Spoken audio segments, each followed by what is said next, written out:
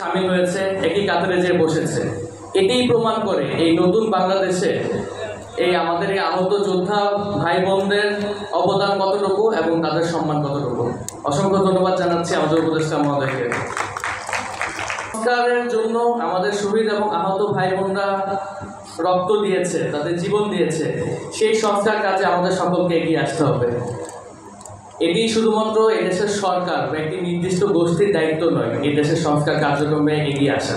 এটি আপনার আমার এই দেশের সকলের এটি দায়িত্ব এই সংস্কার কার্যক্রমে এগিয়ে আসা। এবং এই সংস্কার কার্যক্রম করতে হলে আগে নিজেদেরকে সংস্কার করতে হবে। আমি সবসময় একটি কথা বলি, দেশকে সংস্কার করার আগে নিজেকে সংস্কার করতে হবে। এই সংস্কার কার্যক্রম কেউ যদি আমাদের থেকে ঘুষ চায়, তাকে ঘুষি দেওয়ার মতন সাহসিকতা নিজের মধ্যে গড়ে তোলা, এটাই নিজেকে সংস্কার করার একটি অংশ।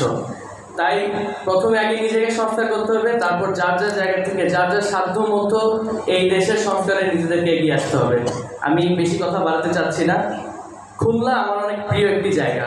আপনারা জানেন আমার ভাই মীর মাহফুজুর রহমান মুগ্ধ খুলনা বিশ্ববিদ্যালয়ে পড়ালেখা করত এবং সে খুলনা বিশ্ববিদ্যালয় থেকে তার পড়ালেখা সম্পূর্ণ করেছে।